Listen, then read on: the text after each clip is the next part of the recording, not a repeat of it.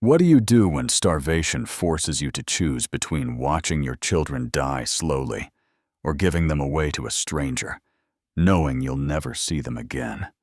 Before we dive into the story, click the like button and subscribe to the channel so you don't miss more heartwarming stories tomorrow.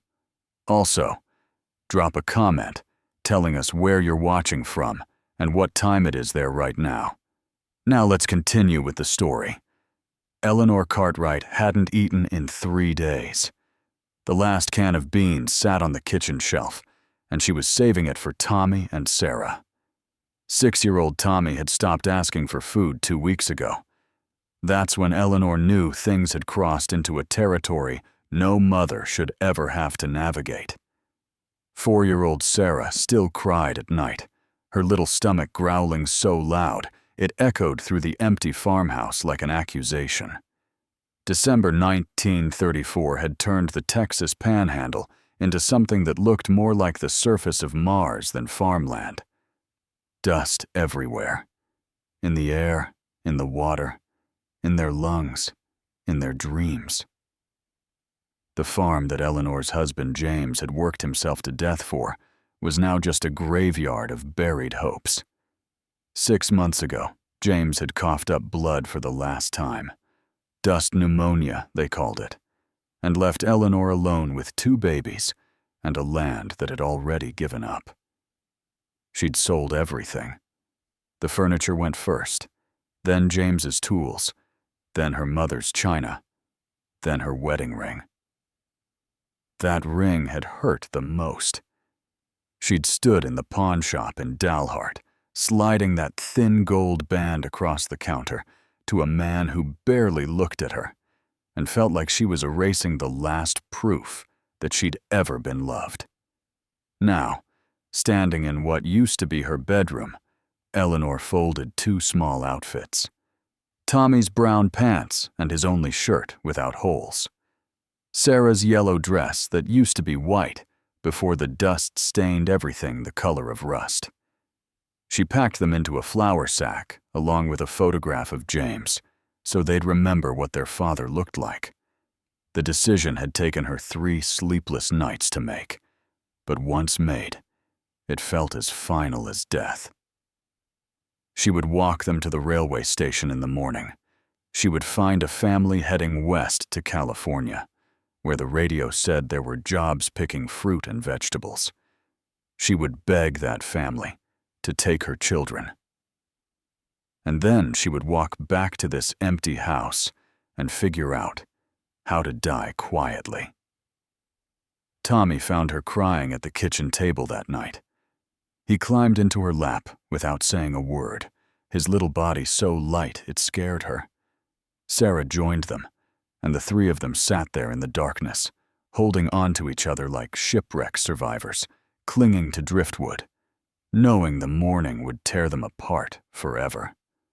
The Dalhart railway platform looked like a refugee camp. Families huddled against the wind, their belongings tied in bundles and flour sacks. Some had been there for days, waiting for trains that might never come or couldn't afford tickets if they did. Eleanor gripped Tommy's hand on one side and Sarah's on the other as they pushed through the crowd. She'd rehearsed what she'd say 100 times during the walk into town, but now that she was here, the words felt like stones in her throat. A family of 5 sat near the ticket booth, the mother nursing a baby while 3 other children slept against their father. Eleanor approached them. The mother looked up with hollow eyes that mirrored Eleanor's own. Before Eleanor could speak, the woman shook her head. They had nothing to spare, not even hope. Eleanor moved through the platform like a ghost, an older couple heading to their son's farm in Oregon. No room, a young man traveling alone to find work in Nevada. He looked at Sarah and Tommy with something like pity, then walked away. A woman with 2 teenagers of her own actually laughed when Eleanor made her request, a bitter sound that cut deeper than any insult. Tommy squeezed Eleanor's hand. He knew. 6 years old, and he understood what his mother was trying to do. Sarah clung to Eleanor's skirt, sensing the wrongness of this place, these desperate conversations. That's when Eleanor saw him. Standing apart from the crowd near the far end of the platform, a man with skin the color of copper and hair black as coal, tied back with a strip of leather. He wore a heavy wool coat and carried a leather bag that looked like it had traveled 1,000 miles. But what stopped Eleanor cold were his eyes. Turquoise. Not blue, not green, but the exact color of the stones she'd seen in a jeweler's window once, back when James was alive and they'd gone to Amarillo for their anniversary. The man was watching her, not with curiosity or judgment, but with something else. Recognition, maybe, or understanding. Everyone else on that platform was looking away, pretending not to see the desperate mother trying to give away her children. But this man was looking right at her, his face calm and still as deep water. Eleanor's feet moved before her mind caught up. She crossed the platform toward him, her children trailing behind her like shadows. The closer she got, the more clearly she could see him. Lines around his eyes that spoke of sun and wind, hands that looked strong and capable, a presence that felt solid in a world that had turned to dust. She stopped 3 feet away from him. Her voice came out smaller than she'd intended. "I need to ask you something." The man nodded once, his expression unchanging. Tommy pressed against Eleanor's leg. Sarah had gone quiet, the way she always did when strangers were near. Eleanor's heart hammered so hard she thought it might crack her ribs. She opened her mouth, and the words came tumbling out. "Please take my children." Eleanor's voice cracked on the last word. The man's expression didn't change, but something shifted in his eyes. She pushed forward before courage could abandon her. "They're good kids. Tommy can read already, knows his letters and numbers. Sarah's learning too. They won't cause trouble, I promise. They just need food and a place that isn't dying." The platform noise faded into background static. The man studied her face, then looked down at Tommy and Sarah. Tommy met his gaze without flinching, his small jaw set in a way that made him look older than 6. Sarah peeked out from behind Eleanor's skirt. "What about you?" The man's voice was quiet, his English careful and precise. Eleanor blinked. Nobody had asked her that. She'd expected yes or no, acceptance or rejection. Not this. "I'll find something," she said quickly. "Work as a maid, maybe, or in a factory. I just need to know they'll eat, that they'll be somewhere safe." Her hands were shaking now. She clasped them together to stop it. The man was silent for a long moment. A train whistle sounded in the distance, and half the platform surged toward the tracks. Eleanor's chest tightened. Was that his train? Would he leave without answering? "I will take them," he said finally. Eleanor's knees nearly buckled with relief. "But I will take you too. A mother belongs with her children." The words hit Eleanor like cold water. She stared at him, certain she'd misheard. "You don't understand," she stammered. "I'm just another mouth to feed. I'll slow you down. I have nothing to offer you, nothing to pay you with." "I understand more than you think." The man shifted his bag to his other shoulder. "My name is Hastian Tso. I am Navajo, from the Chusca Mountains near the New Mexico border. My wife died 2 years ago from tuberculosis. We had no children. My home is empty." He looked at Tommy and Sarah again, then back at Eleanor. "It should not be empty anymore." Eleanor's mind reeled. This couldn't be real. Strangers didn't do this. People didn't just take in entire families out of kindness, especially not across the lines that divided their worlds.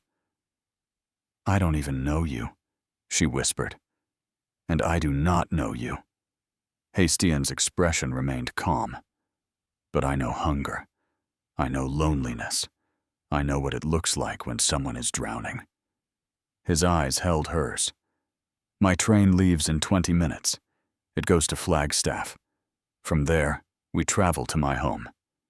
You can come with your children, or you can watch us leave. But I will not separate a mother from her babies." The platform spun around Eleanor. Tommy tugged her hand. "Mama?" His voice was small and hopeful and terrified all at once. Eleanor looked down at her son, then at Sarah, then back at this stranger who'd just offered them something impossible. The train whistle sounded again, closer now. The train car smelled like sweat and desperation, and too many bodies packed into too small a space. Eleanor sat by the window with Sarah in her lap, and Tommy pressed against her side.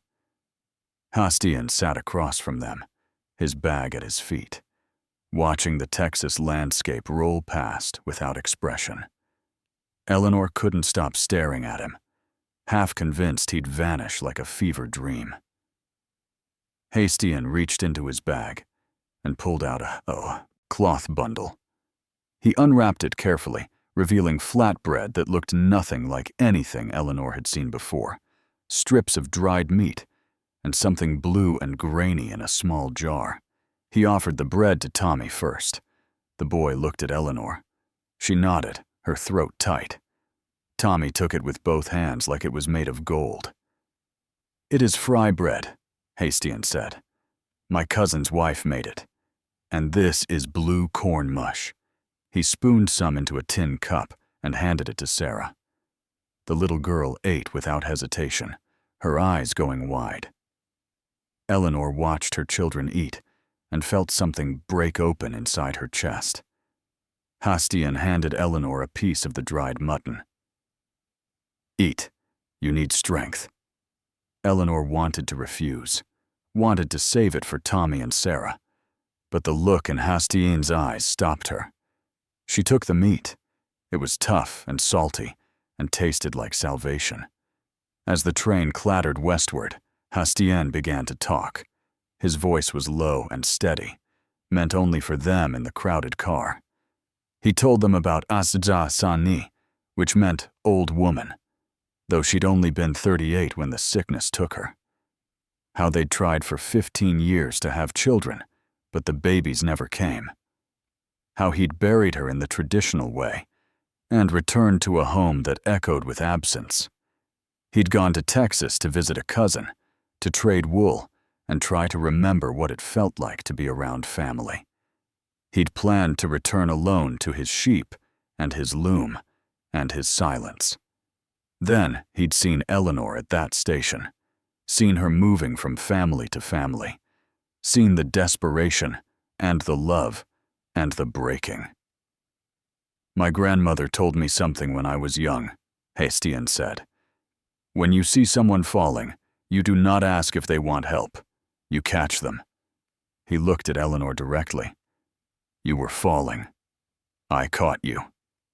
Eleanor's eyes burned. "Why?" The word came out barely louder than a whisper. "Why us?" Hastian was quiet for a moment. "Because I was falling too. Neither of us could see it, but we were both going down." He glanced at Tommy and Sarah, who were already drowsy from full stomachs. Sometimes, two people falling in the same direction can catch each other. The train crossed into New Mexico as the sun began to set. The landscape shifted from flat, brown dust to red mesas and distant mountains. Tommy pressed his face to the window. "Mama, look! It's different."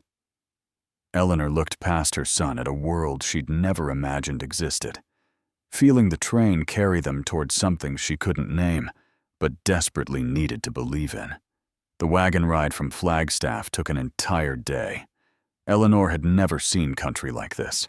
Red rock formations rose from the earth like ancient cathedrals. Piñon pines and junipers dotted the landscape, their scent sharp and clean after years of breathing dust. The air itself felt different here, thinner and colder as they climbed into the mountains. Tommy asked questions constantly. "What are those trees called? Why is the dirt red? Are there really sheep at your house? Hastian answered each one with patience. Eleanor hadn't known men possessed. Sarah had fallen asleep against Eleanor's shoulder, lulled by the wagon's rhythm. As the sun dropped toward the horizon, Hastian pointed ahead. There. Eleanor followed his gesture and saw it. A structure that looked like it grew from the earth itself, octagonal and low, made of logs and packed earth. Smoke rose from a hole in the center of the roof. Around it, the land opened into a small valley, and she could see sheep grazing in the fading light. The hogan was smaller than Eleanor's farmhouse had been, but when Hastian helped her down from the wagon and led them inside, she gasped. Rugs covered the walls, geometric patterns in red and black and white that seemed to pulse with life. A wood stove radiated heat. Sleeping pallets lined the walls. Clay pots and woven baskets hung from wooden pegs.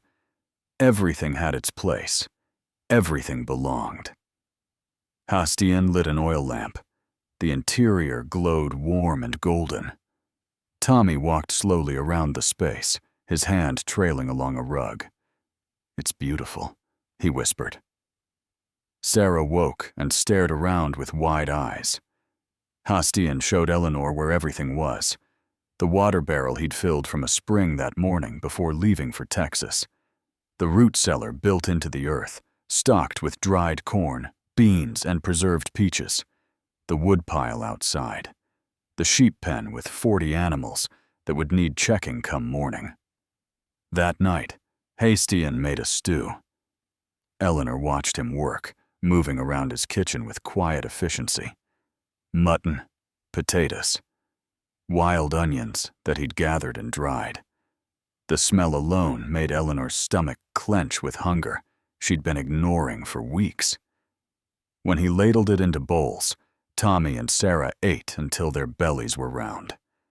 Eleanor ate 3 bowls and couldn't remember when food had ever tasted so good. Later, after the children were tucked into sleeping pallets with wool blankets Hastian had woven himself, Eleanor stood outside the hogan. The night sky was so thick with stars, it looked like someone had spilled salt across black cloth. She could hear the sheep settling for the night, the wind moving through the pines. Hastian came to stand beside her. "Thank you," Eleanor said. The words felt impossibly small for what he'd done. Hastian nodded. "Then sleep. Tomorrow we begin teaching you how to live here." Eleanor turned to look at him. His profile was sharp against the starlight. For the first time since James died, she felt something besides despair. It was so unfamiliar, it took her a moment to recognize it as hope. The first week nearly broke Eleanor again, but in a different way. Her hands blistered from grinding corn on the stone matat, a flat rock and handstone that required strength she didn't have yet. Hastian showed her once, his movements smooth and practiced. When Eleanor tried, her arms shook after 5 minutes. But she kept going because quitting meant being useless, and useless meant disposable. Hastian never complained, never showed impatience. When Eleanor's hands bled, he wrapped them in cloth soaked in something that smelled like sage and stopped the pain. When she apologized for being slow, he simply said, "You are learning. That is enough." Tommy became Hastian's shadow. The boy followed him everywhere, absorbing information like parched earth, soaking up rain. How to check the sheep for illness, how to repair fence posts, how to read animal tracks in the dirt. Hastian taught him Navajo words, and Tommy repeated them until his pronunciation made Hastian smile, a rare expression that transformed his entire face. Sarah attached herself to the orphaned lamb Hastian kept in a pen near the hogan. The tiny creature had lost its mother to a coyote, and Hastian had been bottle-feeding it.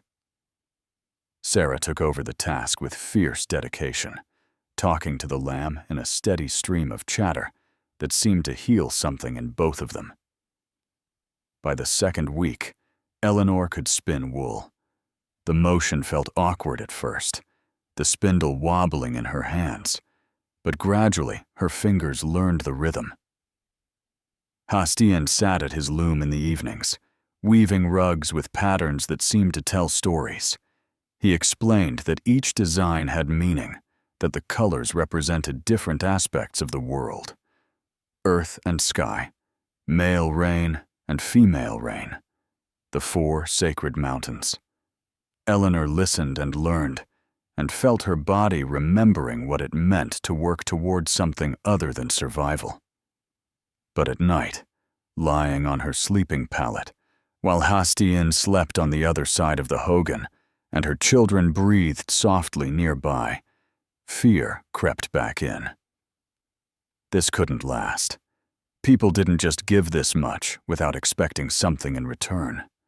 One morning, 3 weeks after they'd arrived, Eleanor pulled Hastian aside while the children were feeding the chickens he kept behind the hogan.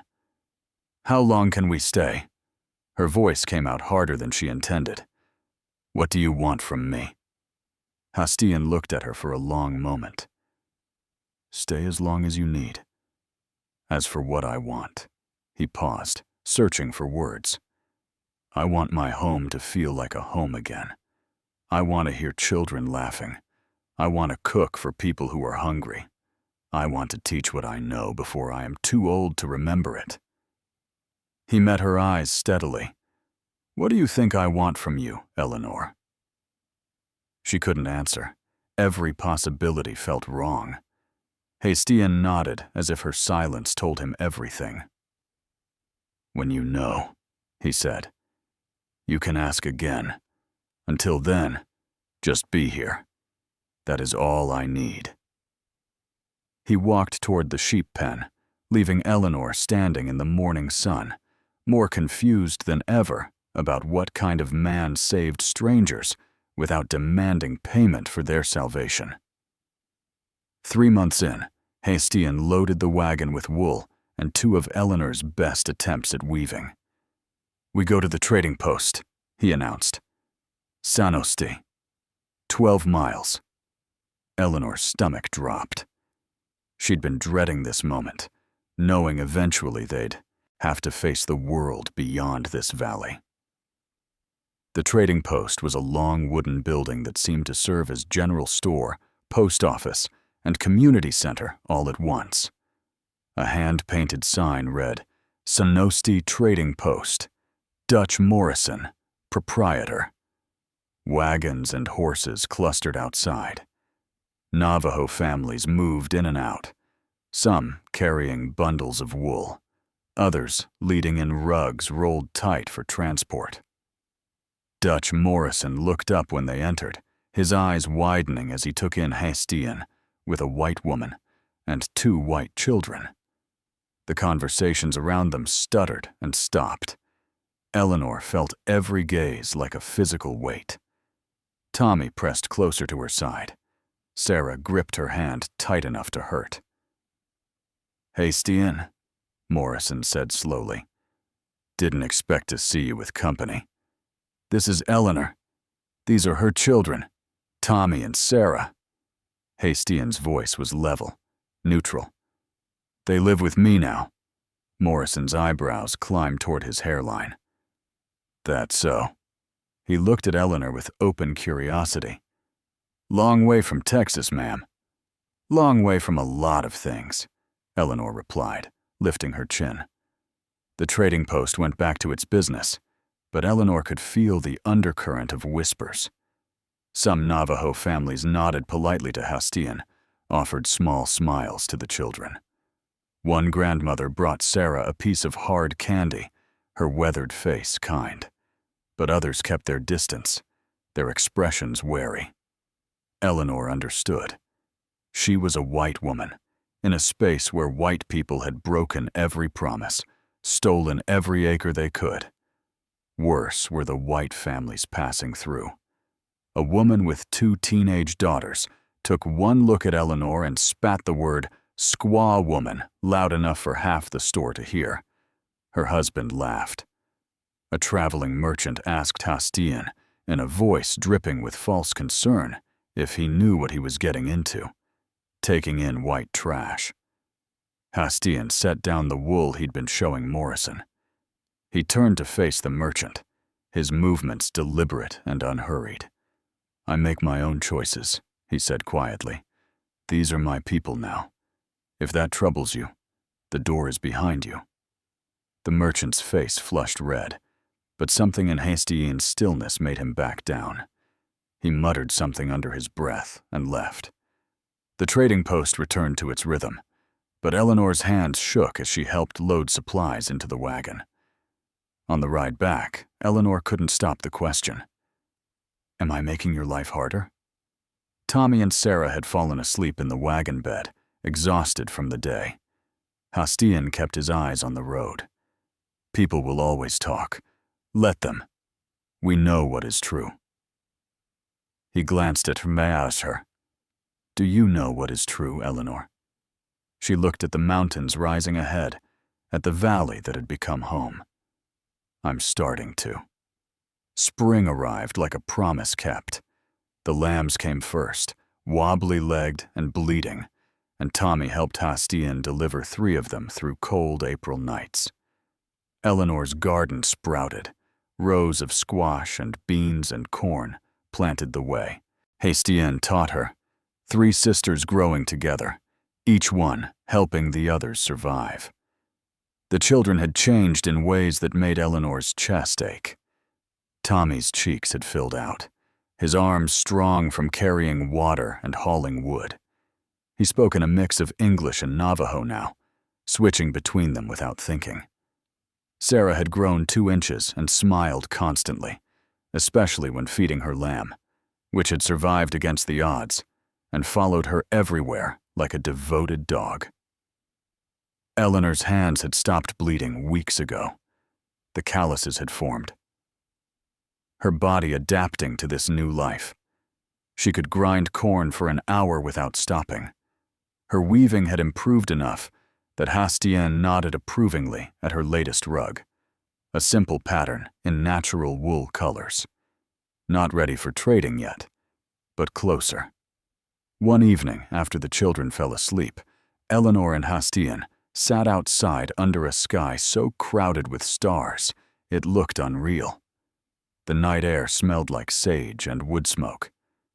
Hastian had been teaching her constellation stories, how the Navajo saw different patterns in the same stars, white people named after Greek gods.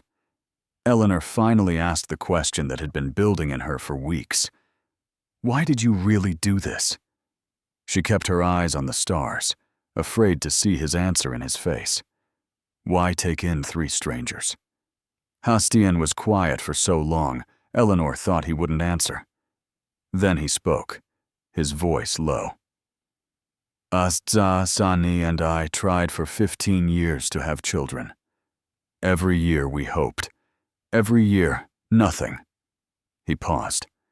"When she got sick, she made me promise something.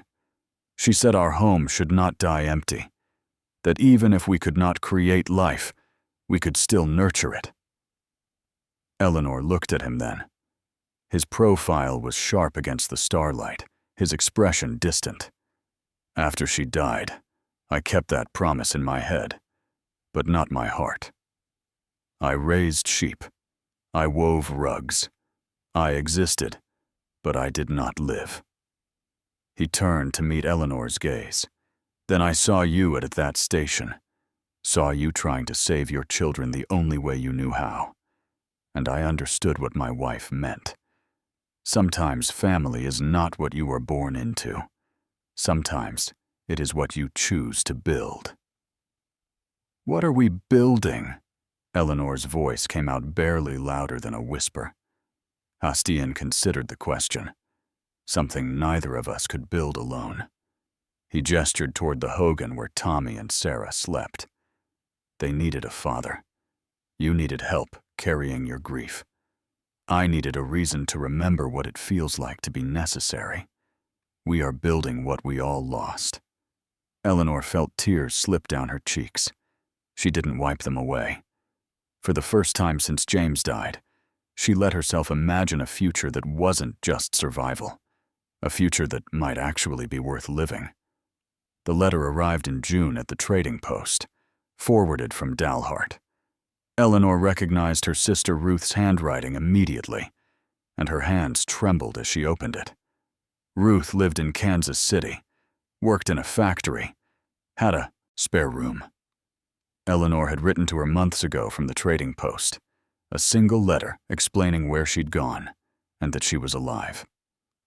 Ruth's response was urgent, underlined in places. She'd heard about government programs relocating Dust Bowl families. She had connections at a garment factory.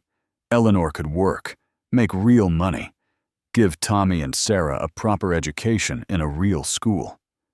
The spare room was waiting. She could start over in civilization, Ruth wrote, somewhere that made sense. Eleanor read the letter 3 times, sitting on a barrel outside the trading post, while Hastien traded wool inside. Everything Ruth offered was exactly what Eleanor had prayed for a year ago. Safety, stability, a future she understood.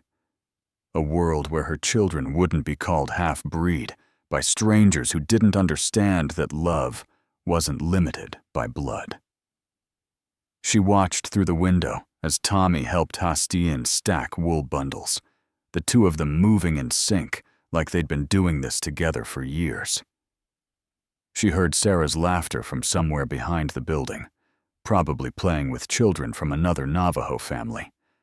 Her daughter spoke more Navajo than English now, dreamed in a language Eleanor was still learning. That evening, after the children were asleep, Eleanor sat at the small table Hastien had built and spread the letter. Flat, she pulled out paper and a pencil. Hastien worked at his loom, the rhythmic sound of the beater filling the hogan. He hadn't asked about the letter, hadn't pressed. That was his way. Eleanor wrote carefully.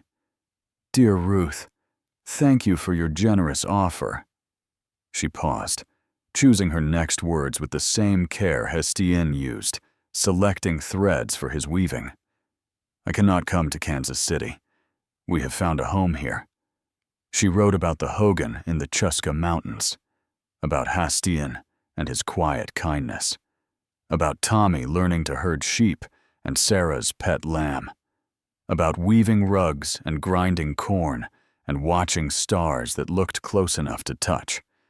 She didn't write about how she'd changed, how this place had rebuilt something in her she thought was broken beyond repair. Some things couldn't fit in letters. When she sealed the envelope, Hastien looked up from his loom.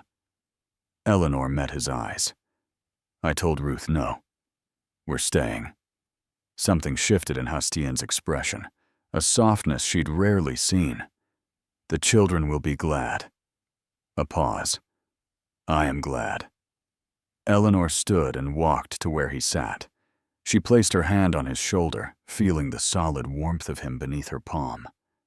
"This is home now. I don't want to go back to a world that makes sense. I want to stay in this one, where a stranger on a train platform saved my life by refusing to let me give up." 5 years passed like water flowing over stone, changing everything slowly, but completely. It was 1940 now, and the Dust Bowl had finally released its grip on the plains. Rain had returned to Texas, but Eleanor never looked back. Tommy was 11 and could run the entire sheep operation by himself when Hastien's back ached too much from old injuries. He moved between 2 worlds with an ease that astonished Eleanor, speaking Navajo with the families at the trading post and English with the occasional white travelers who passed through. He'd grown tall and strong, his hands capable and sure. Sarah was 9 and had become a weaving prodigy. Her small fingers created patterns that made even the oldest women at Sonosti nod with respect. She'd inherited Hastien's eye for color and Eleanor's stubborn perfectionism. The lamb she'd raised was now a sheep with lambs of its own, and Sarah managed a small flock that she considered entirely hers. Eleanor had learned to speak Navajo fluently enough to teach English to some of the children in the area, trading knowledge for knowledge. Her hands were as weathered as Hastine's now, her skin permanently sun-darkened. She belonged to this land in a way she'd never belonged to the Texas Panhandle. Hastian had silver in his hair now, but his eyes were still turquoise, still calm as deep water. He and Eleanor had never formally married. The laws made it nearly impossible, and besides, they didn't need paper to know what they'd built together.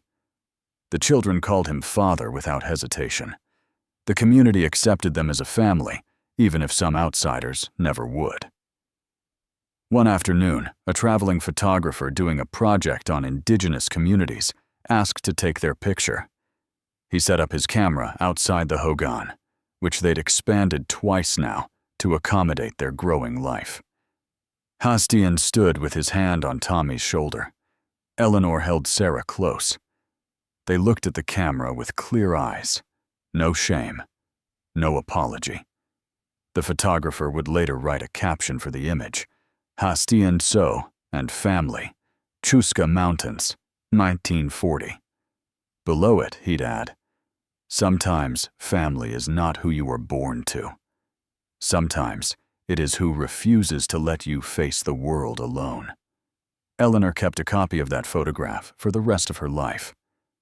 When people asked about the darkest moment she ever faced, she told them about a railway platform in Dalhart, where she tried to give away her children to save them.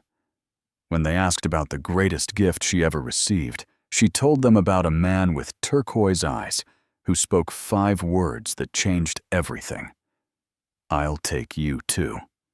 She'd learned that being saved and choosing to stay were both acts of courage. That family was something you built with your hands and your heart, not something that came from shared blood alone. That home wasn't a place you were born, but a place where someone looked at you falling and decided to catch you. If this story reminded you that kindness still exists in the hardest places, click that like button and subscribe. Because tomorrow I've got another incredible story about humanity that'll absolutely blow your mind. Drop a comment and tell me where you're watching from and what time it is there. Let's see how far this message of hope travels. See you tomorrow with another one.